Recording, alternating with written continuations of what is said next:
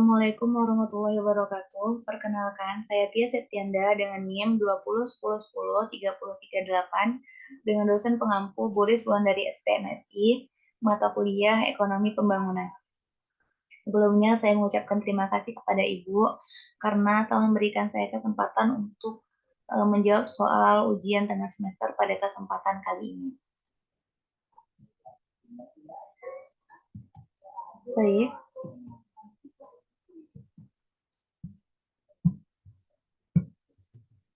Pernyataan pertama adalah setuju atau tidak setuju, bahwasanya tidak terdapat perbedaan tujuan pembangunan ekonomi menurut Todaro, Amartya Sen, peraih Nobel Ekonomi yang kita bahas di kelas dengan tujuan berekonomi dalam Islam. Saya tidak setuju karena keduanya memiliki perbedaan tujuan gitu. Menurut Todaro, berfokus pada pembangunan ekonomi yang mengarah pada peningkatan pendapatan nasional dan mengurangi tingkat pengangguran dan kemiskinan. Sedangkan menurut Amartya Sen, di sisi lain menekankan pada pentingnya pengentasan kemiskinan dan pemberdayaan manusia melalui akses terhadap pendapatan, pendidikan, dan kesehatan. Sementara itu, dalam Islam, tujuan ekonomi tidak hanya terbatas pada pertumbuhan ekonomi dan pengentasan kemiskinan saja, tetapi juga mencakup prinsip-prinsip moral dan etika yang diatur dalam syariah. Nah, yang B adalah setuju atau tidak setuju bahwasanya lower income country dan lower middle income country memiliki pendapatan per kapita kurang dari sekitar 4.000 US dollar.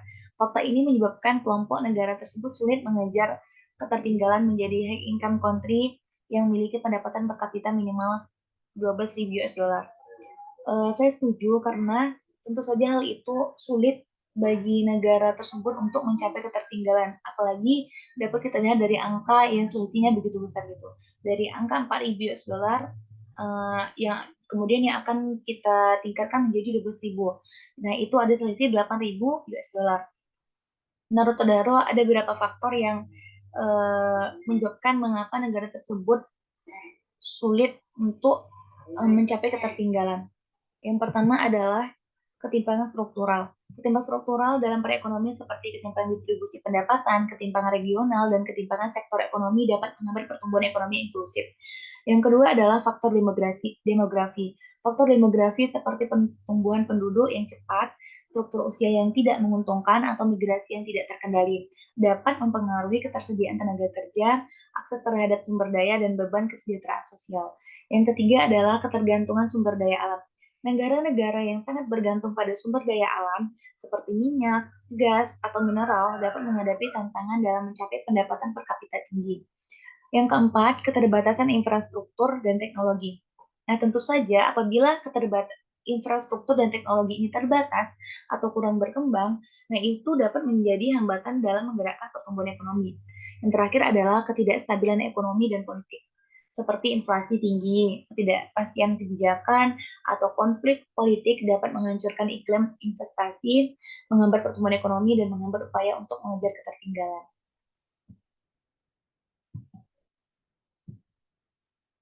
Selanjutnya,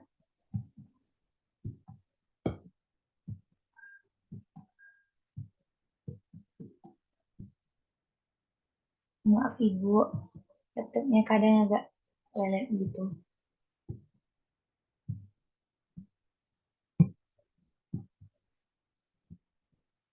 Yang C, negara maju dicirikan dengan fase high mass consumption. Saya setuju karena negara maju itu apabila sudah mencapai konsumsi yang tinggi, maka pertumbuhan ekonomi yang maka ditandai dengan pertumbuhan ekonomi yang tinggi, tingkat pendapatan per kapita yang tinggi, dan tingkat konsumsi yang tinggi oleh masyarakat. Nah, ini juga dikemukakan oleh Todaro dalam teorinya mengemukakan bahwa negara maju dicirikan dengan fase high mass consumption, di mana masyarakat memiliki akses yang lebih luas terhadap konsumsi massa yang tinggi. Fase ini ditandai dengan seperti yang saya sebutkan tadi, pertumbuhan ekonomi yang tinggi, tingkat pendapatan per kapita yang tinggi, dan tingkat konsumsi yang tinggi oleh masyarakat.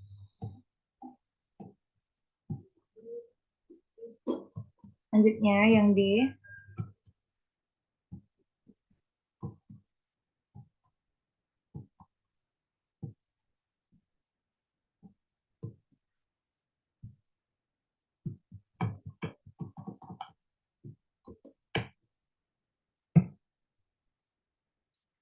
Setuju atau tidak setuju untuk meningkatkan pertumbuhan ekonominya, negara maju tidak perlu menambah tingkat tabungan. Hal ini karena rasio kapital terhadap output besar.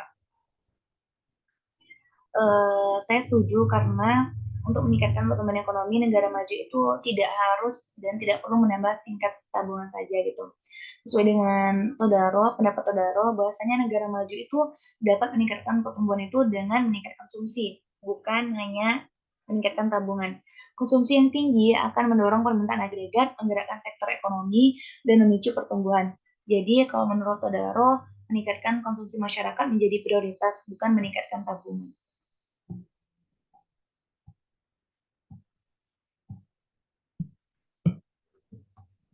Yang terakhir adalah setuju atau tidak setuju untuk meningkatkan kualitas pembangunan suatu negara harus membuka diri terhadap perdagangan internasional dan pasar bebas. Peran negara hanya sebagai regulator yang menciptakan ekosistem mendukung. Saya setuju karena dengan meningkatkan kualitas pembangunan dengan membuka diri terhadap perdagangan internasional, itu kita dapat memperoleh barang atau jasa yang tidak bisa kita produksi di negara kita sendiri kayak gitu. Kalau menurut Todaro, ada berapa alasan mengapa harus membuka diri terhadap perdagangan internasional dan pasar bebas dapat meningkatkan kualitas pembangunan suatu negara. Yang pertama, Todaro berpendapat bahwa dengan perdagangan internasional dapat meningkatkan akses terhadap pasar global yang dapat membuka peluang ekspor bagi negara tersebut. Yang kedua, beliau juga berargumen bahwa perdagangan internasional dapat mendorong persaingan dan inovasi dalam ekonomi domestik. Yang ketiga, beliau menyatakan bahwa pembukaan pasar bebas dapat meningkatkan akses terhadap barang dan jasa dari luar negeri yang dapat membantu meningkatkan kualitas hidup masyarakat. Baik, alhamdulillah mungkin sekian jawaban ujian tengah semester saya pada kesempatan kali ini. Lebih dan kurang saya mohon maaf. Wabillahi taufik wal hidayah. Waridho wal inayah. Wassalamualaikum warahmatullahi wabarakatuh.